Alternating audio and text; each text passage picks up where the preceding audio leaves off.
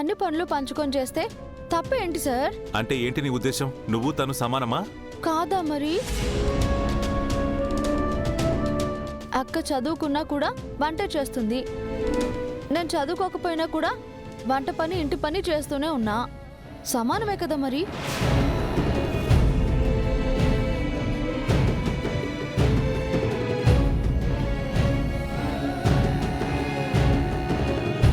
అయినా 24 గంటలు ఇంట్లో పడుండే మేము ఇంటి పని చేసుకోకుండా ఇంతకన్నా ఏం చేస్తాం చెప్పండి? నేనైనా సూపర్ మార్కెట్లో పనిచేశాను, అమ్మగారు ఒప్పుకుంటే బాక్సింగ్ కూడా చేస్తాను.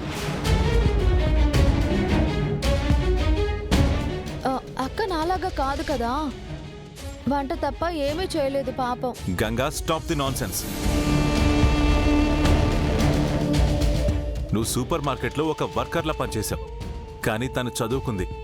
తనే గనక చేయాలనుకుంటే సింగిల్ హ్యాండ్తో సూపర్ మార్కెట్ని హ్యాండిల్ చేయగలుగుతుంది.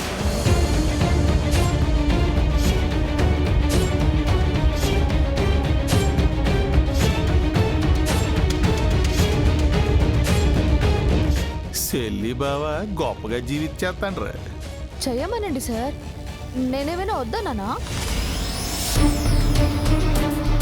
ఖాళీగా ఉంది కదా అని ఏదో ఒక పని చెప్పాను. తను బిజినెస్ చూసుకోవడానికి వెళ్తే వంట పనితో సహా అన్నీ నేనే చేసుకుంటాను.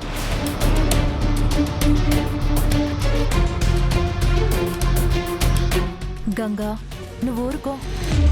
ఇంత చిన్న విషయానికి ఆర్గ్యుమెంట్స్ ఎందుకు బావగారు? ఇంటి పనులు చేసుకోవడంలో తప్పే ఉంది. ముందు మీరంతా భోంచేయండి.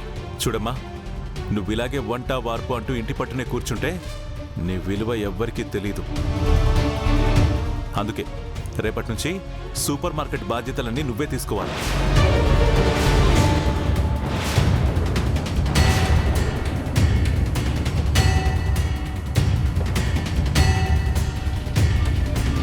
నేనా? ఏమంటున్నారు బావగారు? ఆవేశపడకండి. నువ్వు ఇంకేం మాట్లాడకమ్మా. రేపటి నుంచి నువ్వు సూపర్ మార్కెట్కి వెళ్తున్నావు, అంతే.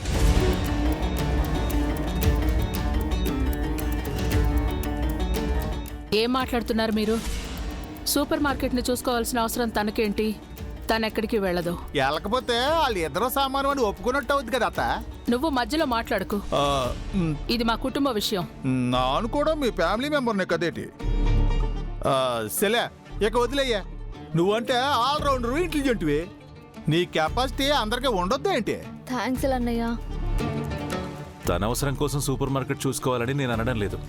తనని తను ప్రూవ్ చేసుకోవడం కోసం సూపర్ మార్కెట్ రెస్పాన్సిబిలిటీ తీసుకోవాలి అంటున్నాను. రుద్ర, ఇప్పుడు ఆ డిస్కషన్ ఎందుకు అనవసరంగా? మార్పు కోసం పెదనాన్న.